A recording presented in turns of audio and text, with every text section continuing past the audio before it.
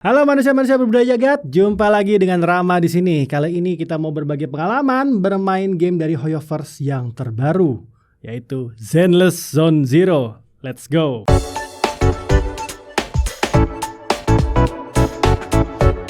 Zenless Zone Zero, game action terbaru dari Hoyoverse yang katanya Apple Store sih ya akan rilis di bulan Juli 2024 tahun ini. Game sendiri lagi dalam masa CBT ketiga atau yang mereka sebut dengan Amplifying Test. Nah, kita di Jagat mendapatkan kesempatan untuk mencoba Zenless Zone Zero pada masa Amplifying Testnya ini. Tentu saja apa yang ada pada versi ini tidak 100% mencerminkan apa yang ada pada versi rilisnya nanti. Tapi setidaknya teman-teman bisa akan ada dapat gambaran mengenai game ini. Oke, kita mulai saja dengan spesifikasi yang dibutuhkan untuk bermain Zenless Zone Zero. Ini memang bukan yang resmi untuk versi fullnya ya, versi rilisnya ya. Tapi setidaknya dari apa yang sudah dibocorkan oleh Hoyoverse untuk versi betanya, kita bisa melihat apa yang akan dibutuhkan oleh teman-teman. Untuk PC requirement, minimumnya prosesor 7th Gen Intel Core i5 atau yang setara, RAM 8GB minimal, VGA NVIDIA GeForce GTX 970 atau yang setara, dan storage minimal tersedia 40GB. Kalau Android, SoC minimal di Snapdragon 888 atau yang setara, RAM 8GB dan storage yang tersedia harus sekitar 15GB. Untuk iOS, tipenya iPhone XS atau iPad A12. RAM-nya 4GB, storage 17GB. Tentu saja kalau kalian mempunyai alat yang lebih baik daripada minimum requirement di atas, maka performanya akan bisa dijalankan dengan lebih baik. Nah, untuk footage pada video kali ini, gua menggunakan PC dengan spesifikasi Intel Core i5 10400, RTX 2060 Super untuk VGA-nya, dan RAM 16GB. Oke, kita mulai saja ya. Zenless Zone Zero bersetting di masa depan post-apokaliptik, tepatnya di sebuah kota metropolis yang bernama New Eridu. Dunia dilanda dengan bencana supranatural yang bernama Hollow, yang bentuknya kubah-kubah gitu. Di dalamnya ada monster-monster yang bernama Ethereal. New Eridu sendiri adalah kota terakhir yang selamat karena penduduk kota ini berhasil mengekstrak resource dari dalam Hollow ini. Nah, karena hal ini juga, Hollow ini pun dimonetisasi. Tentu saja monetisasi ini dalam pengawasan administrasi kota. Jadi tentu ini melahirkan banyak pihak yang mau merebut resource ini. Kita sendiri di sini akan mengendalikan proxy, sebagai proxy namanya. Seorang profesional yang memandu orang yang mau masuk ke dalam Hollow. Biasanya orang yang masuk ke dalam Hollow ini disebut dengan agent. Nah, di sini kita bisa memilih mau mengontrol karakter proxy yang mana. Ada karakter cowok bernama Wise dan ada karakter cewek bernama Belle. Mereka berdua adalah kakak beradik. Tenang saja, Wise dan Belle ini bukan self-insert karakter seperti Traveler pada Genshin ataupun Trailblazer pada Honkai Star Rail. Pada Zenless Zone Zero, mereka mempunyai karakter sendiri-sendiri, jadi yang kita lakukan di sini hanya sesekali membantu mereka memilihkan jawaban. Untuk visual dari Zenless Zone Zero, kami sendiri melihat ada kemajuan yang sangat signifikan dari game-game Hoyoverse sebelumnya.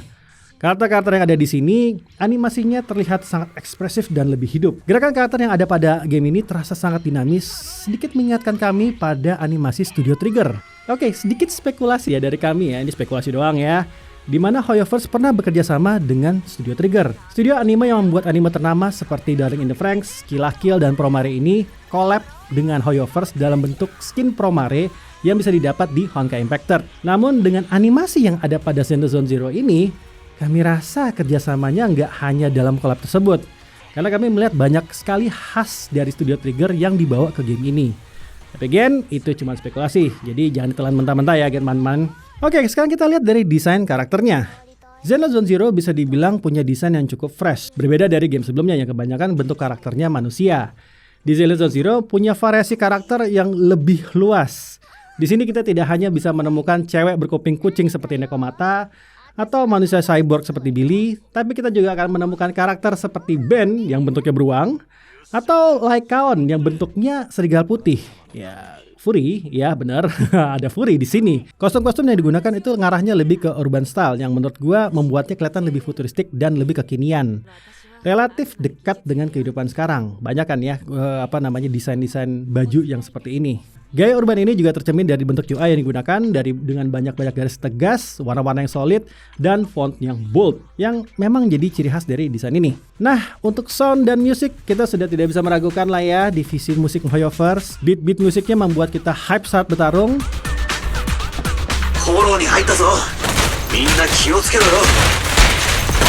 Tapi di saat santai, saat jalan-jalan di kota juga rasanya lebih easy going gitu.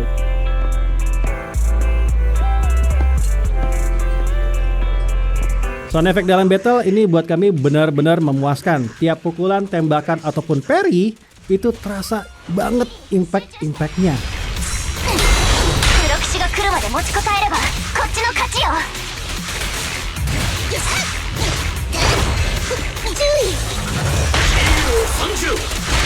Di dalam Zenless Zone Zero tidak ada eksplorasi open world seperti pada Genshin Impact ataupun semi open world pada Honkai Star Rail. Tapi di sini kita memang bisa berjalan-jalan keliling kota dari daerah satu ke daerah yang lain. Di sini juga ada sistem siang dan malam. Ini akan ngaruh ke quest-quest yang aktif. Kami melihatnya emang kayak Persona sih, di mana ada jalan-jalan di kota dan terpisah dari area combat, atau di sini disebut dengan HDD. Sejauh kami memainkan CBT3 ini, tidak ada battle ketika sedang jalan-jalan dalam kota. Semua battle akan terjadi di dalam HDD ini. Dan kalau menurut kalian jalan-jalan di kotanya ini hassle sekali, tenang saja, di sini tetap ada fitur fast travel. Bahkan sangat-sangat convenient sekali. Area yang dikunjungi juga akan bertambah seiring kita memainkan gamenya lebih jauh dan patch yang akan ditambahkan nanti. Untuk base dari proxy, si Wise dan Bell ini, kita akan bertempat di sebuah toko peminjaman kaset lebih tepatnya, bernama Random Play. Dari cerita yang ada, Wise dan Bell adalah proxy ilegal yang menggunakan toko sewa kaset ini sebagai frontnya. Nah, seperti yang kami bilang tadi, segala aktivitas yang dilakukan di dalam Hollow itu akan melewati HDD ini. Sistem dalam HDD-nya sendiri ini akan dibagi per chapter. Tiap satu chapter ada 3 mode. Yang pertama ada Story Mode, di mana dalam mode ini, quest yang kita jalankan akan berhubungan dengan cerita utama dari Zenless Zone Zero. Selain itu ada Combat dan Explore, di mana di sini akan fokus ke quest-quest sampingan. Nah, untuk gameplaynya sendiri di dalam Zenless Zone Zero itu ada 2 jenis gameplay. Yang pertama adalah gameplay combat. Ini yang menjadi daya tarik utama dari Zenless Zone Zero. Kita bisa memilih 3 karakter atau agent dari roster yang kita punya. Tiap karakter mempunyai role dan elemen masing-masing. Sebagai informasi, sistem role ini baru diimplementasikan pada CBT 3 kali ini. Ini juga yang membuat team building menjadi signifikan pada Zenless Zone Zero Amplifying Test ini atau CBT 3 ini. Role yang tersedia pertama ada Attack, di mana agent ini berspesialisasi dalam menyerang dan melakukan damage yang sangat besar. Lalu ada Stun, berbeda dengan agent role Attack, agent ini berspesialisasi untuk membuat musuh stun lebih cepat daripada tipe karakter yang lain. Kalau kita melihat dalam battle, ada bar yang naik setiap agent kita memukul musuh. Bar ini adalah bar daze, yang apabila terakumulasi penuh, maka musuh akan terkena stun. Dan dalam keadaan stun, musuh akan menerima damage yang jauh lebih besar. Sebagai catatan, semua role pada Zenless Zone Zero sebenarnya bisa mengakumulasi daze bar. Hanya saja memang agent dengan role stun bisa melakukannya dengan jauh lebih cepat. Lalu ada role support. Agent dengan role support berspesialisasi memberikan buff pada agent lain di party. Selain itu, agent dengan role support bisa men-trigger follow-up attack pada agent selanjutnya. Lalu ada juga agent dengan role defense. Agent defense biasanya dilengkapi dengan kit bertahan yang kuat. Dalam CBT 3 ini, karakter dengan role defense saat ini yang tersedia hanya Ben yang bentuknya beruang. Yang walaupun gerakannya lebih lambat daripada gerakan agent lain, namun dia bisa menangkis musuh dan memukul balik lawannya hanya dengan skillnya. Anomali, agent ini punya role spesifik, yaitu memberikan debuff anomali kepada musuh dengan lebih cepat. Nah, sekali lagi, tiap karakter bisa melakukan akumulasi anomali. Hanya saja karakter role anomali bisa melakukannya secara instan atau lebih cepat pada musuh. Tergantung dengan elemen apa yang dikenakan ke musuh, tiap elemen bisa mengakibatkan anomali yang berbeda-beda. Adapun anomali yang bisa diakibatkan ke musuh, yang pertama untuk elemen elektrik, ini bisa mengakibatkan anomali shock, di mana dia akan memberikan damage secara berkala. Bila shock diderita oleh musuh bertipe mesin, maka shock akan mengakibatkan interrupt pada pergerakan musuh bertipe tersebut. Fire atau api yang mengakibatkan anomali burn. Burn dapat mengakibatkan damage overtime pada musuh. Burn juga bisa mengakibatkan interrupt pada musuh bertipe biologis. Ether yang mengakibatkan anomali corruption. Corruption akan mengakibatkan damage ether tambahan pada musuh ketika menerima serangan. Corruption juga akan mengakibatkan interrupt pada musuh bertipe energi. Ice akan mengakibatkan anomali freeze dan frostbite. Freeze akan menghentikan musuh untuk beberapa saat dan kemudian shatter ketika durasi freeze ini berakhir. Sedangkan frostbite-nya itu akan mengakibatkan crit damage yang diterima musuh itu lebih besar. Physical akan mengakibatkan anomali assault dan flinch. Assault akan mengakibatkan interrupt pada musuh dan mengakibatkan physical damage yang besar. Vince akan meningkatkan daze yang akan diterima oleh musuh. Nah, untuk menyusun party, Zenless Zone Zero punya cara yang menurut kami cukup unik. Party yang dibentuk akan mendapatkan sinkronisasi yang bisa dilihat pada icon ini. Dalam satu party, hanya akan ada 3 agent, dan tiap agent akan bisa memberikan benefitnya untuk tim apabila elemennya sama atau fraksinya sama. Yang menarik, kalau fraksinya sama, akan ada serangan sinkronisasi yang berbeda antar agentnya. Oke, sekarang kita bahas in battle-nya, jadi aksi yang bisa kita lakukan dalam pertarungan. Yang pertama ada basic attack atau attack biasa. Aksi ini merupakan normal attack combo yang tergantung dari karakteristik agent yang digunakan. Dan tentang normal combo yang ada tuh bisa berbeda-beda. Nah, apabila daze bar musuh penuh dan kita melakukan heavy attack pada musuh, maka kita akan men-trigger chain attack. Dengan syarat minimal ada 2 karakter yang masih hidup. Buat yang bertanya-tanya bagaimana cara melakukan heavy attack secara otomatis akan dilakukan di akhir combo normal attack. Atau bisa juga dengan skill. Atau bisa juga dengan ultimate. Yang kedua ada dash atau dodge. Aksi ini berguna untuk menghindar atau ngedash. Nah, kita bisa melakukan perfect dodge apabila menghindar di saat yang tepat. Biasanya ditandai dengan musuh berkelip seperti ini. Kalau berhasil menghindari serangan mereka, maka ruangan akan meredup, dan di momen seperti ini bisa diikuti dengan tombol attack untuk melakukan counter attack. Lalu ada special attack. Seperti namanya, aksi ini untuk mengeluarkan skill karakter. Nah, untuk skill ini kita bisa melihat pada bar ini. Panah segitiga yang ada pada bar merupakan berapa banyak energi yang kita butuhkan untuk mengeluarkan skill. Apabila bar belum menyentuh tanda panah, maka skill yang dikeluarkan hanya berupa special attack biasa dan tidak akan mengulangi bar skill. Namun apabila bar sudah menyentuh tanda panah, maka kita akan bisa melakukan EX special attack. Tentu saja bar akan dikonsumsi. Lalu ada swap karakter. Aksi ini berguna untuk mengganti karakter yang sedang aktif di dalam battle. Namun apabila kita bisa melakukan swap karakter saat musuh berkelip kuning, maka agent kita bisa melakukan perfect swap. Perfect swap ini ada 2 jenis.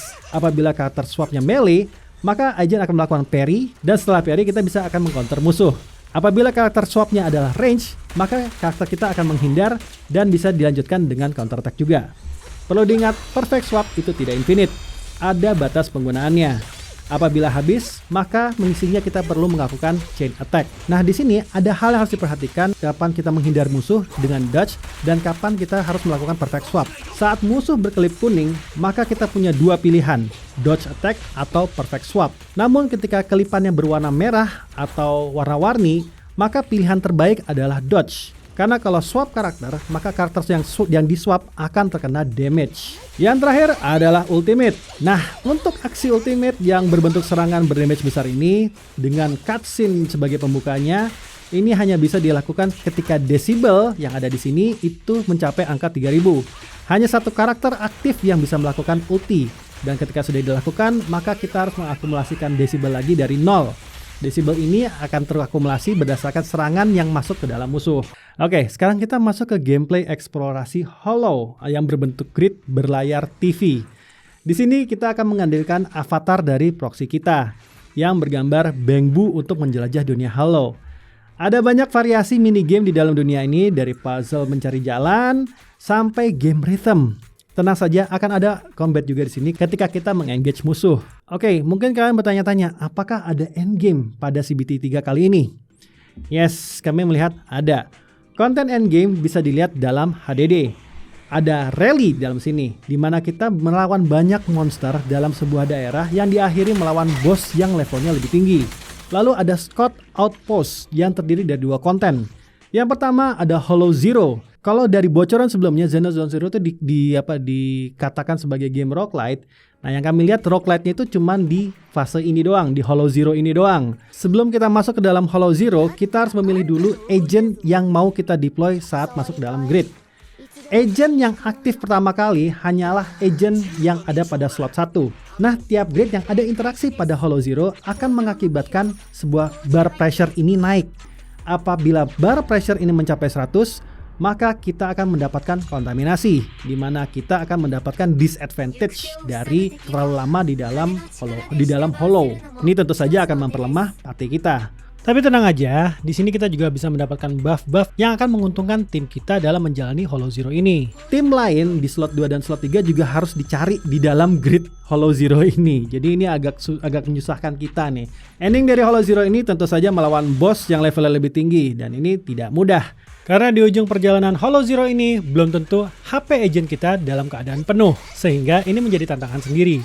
Jadi kami bisa bilang roguelite-nya memang ada di Hollow Zero ini. Nah, yang kedua ada Shiyu Defense. Ini mungkin lebih familiar untuk player game Hoyoverse seperti Honkai Impact ataupun Genshin Impact karena ini bentuknya seperti Abyss.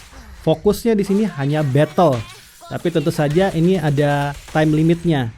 Reward yang kalian dapat akan tergantung seberapa cepat kalian menghabisi musuh-musuh di tiap stage-nya.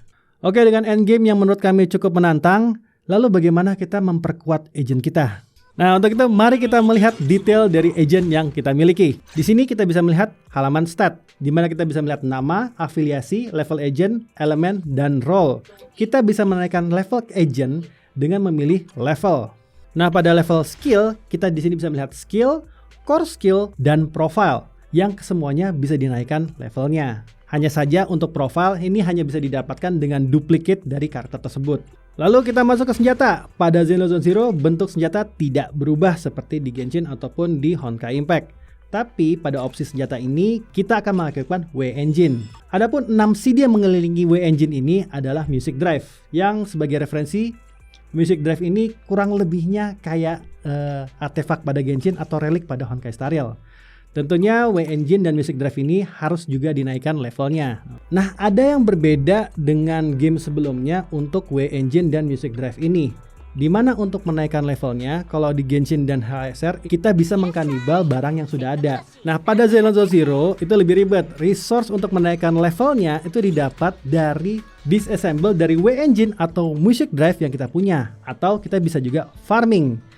Nah, soal farmingnya sendiri, semua kebutuhan resource kecuali karakter duplicate, karena karakter duplicate hanya bisa didapat dari toko dan gacha, itu bisa dicari pada VR portable device. Perlu diketahui, bukan game gacha namanya kalau tidak ada sistem stamina. Pada Zenless Zone Zero ada yang namanya battery, yang hanya berkurang kalau kita menggunakan VR portable device saja. Di dalam VR portable device ini kita bisa farming apapun untuk kemajuan karakter kita. Oke, kita lihat saja ya apa yang ada di dalam VR simulator ini. Yang pertama ada combat simulation. Di sini kita bisa farming uang, materi untuk menaikkan level dan skill agent, dan materi untuk menaikkan W-Engine. Yang menarik, combat simulation ini kita bisa mengcustom resource apa saja yang kita mau. Bahkan ini bisa dicampur-campur untuk hasil yang kalian inginkan. Tapi ingat, semakin banyak yang ditambahkan, tentu akan semakin banyak juga memakan baterai. Pada driver validation, kita di sini bisa farming music drive. Tinggal pilih music drive mana yang kalian inginkan dan mengalahkan musuh lalu mendapatkan music drive tersebut. Untuk expert dan reckless challenge, di sini kita bisa akan melawan boss yang sudah kita unlock dari Hollow Zero. Kita bisa akan mendapatkan resource untuk menaikkan skill core dan untuk membuat W-Engine.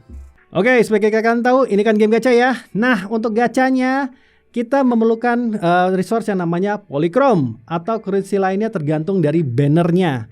Tiap satu kali pull membutuhkan 160 polychrome. Yang asik di sini, kita bisa melihat PT setiap banner. Jadi nggak perlu repot ngitung kayak game-game sebelumnya. Hanya ada 3 tipe hasil gacha yang kita dapatkan di sini. Yang pertama tier B, tier A, dan yang paling rare tier S. Ada 4 banner di sini. Pertama ada channel eksklusif. Ini adalah banner untuk agent limited. Yang kedua ada channel W-Engine, di mana kita bisa menarik W-Engine limited yang biasanya signature dari agent limited. Ketiga ada channel stabil. Ini adalah standard banner dari Zenless Zone Zero. Yang menarik di sini, banner ini ada tier S character selector. Kalau kalian sudah ngepull di banner ini sebanyak 300 kali. Dan yang terakhir ada channel Bangbu. Kenapa kalian bingung ada Bangbu di sini? Ya, oke, gue jelaskan. Bangbu adalah support tim kita pada sebuah battle. Mereka akan menyerang secara auto dan tergantung dari jenis Bangbu yang dideploy, ada Bangbu yang tipe support dan yang lebih ofensif.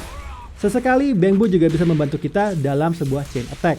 Lalu bagaimana experience kami saat memainkan game ini? Hal yang perlu diperhatikan oleh teman-teman. Yang pertama adalah hollow expression bisa terasa membosankan. Tapi kami juga melihat ini adalah cara HoYoverse menekan size dari game ini. Mengingat game ini juga muncul pada smartphone. Di sisi lain kami juga merasa apa yang dijalankan pada Holo Exploration ini bisa menyenangkan. Kalaupun menurut kami yang ada yang harus diimprove itu adalah pelannya interaksi dialog yang terjadi dalam Holo Exploration. Ini nggak bisa di skip, jadi kadang-kadang terlalu lama terjadi interaksinya.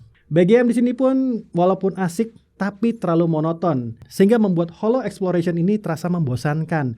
Kalau saja ada opsi untuk mengganti atau BGM-nya lebih dinamis, ini mungkin akan terasa lebih asik lagi. Lokasi pertempuran untuk di fitur combat-nya akan cuman di situ-situ aja, cuman berubah berdasarkan chapter. Ini memang mirip game-game seperti Honkai Impact ataupun Punishing Grey Raven. Tapi wajar karena fokus dari game semacam ini lebih di battle-nya. Lalu seperti yang kami bilang, game ini punya fitur siang malam seperti Persona. Tapi saat kami memainkan game ini, kami belum melihat esensi dari sistem ini. Bahkan terasa agak mengekang kita saat melakukan quest. Game ini juga ada sistem messaging seperti Honkai Star Rail, di mana kita akan berinteraksi dengan para agent atau bisa menerima quest dari karakter lain. Pada CBT ini, interaksi percakapan terasa sangat lambat. Tidak bisa kita percepat seperti di Honkai Star Rail. Bahkan ada momen di mana kami merasa kok kayaknya gamenya hang ya, padahal kita itu lagi loading chatnya saja. Ini semoga diperbaiki sih ya. Untuk hal-hal yang kami suka dari game ini, memang game ini tidak ada eksplorasi, tapi kita bisa berjalan-jalan dan berinteraksi dengan warga-warga kota, yang membuat kota New Eridu itu terasa lebih hidup. Kami juga melihat ini cara HoYoverse untuk mengganti sistem lobby yang sudah sering dipakai pada game-game gacha yang klasik. Nah, untuk battle-nya sendiri buat kami ini terbilang nagih. Karena tiap aksi yang bisa kita lakukan pada game ini terasa rewarding. Belum lagi animasi-animasinya membuat game ini terasa sangat-sangat dinamis, baik saat cerita utama berjalan atau hanya sekedar interaksi biasa. Buat teman-teman yang suka dengan game aksi semacam ini, kalian mungkin akan menyukai Zenless Zero. Buat kami, game HoYoverse ini memang masih lebih terasa akar game gachanya ketimbang Genshin dan HSR yang lebih ada opsi untuk eksplorasi. Tapi dinamisnya pertarungan dan animasi yang ada pada game ini menjadi daya tarik sendiri untuk player-playernya. Nah, menurut teman-teman sendiri bagaimana? Apakah kalian tertarik untuk memainkan Zenless Zero? Gosipnya sih ini akan dirilis pada tanggal 3 Juli 2024 nanti. Jadi siap-siap saja. Saya Rama, sampai jumpa.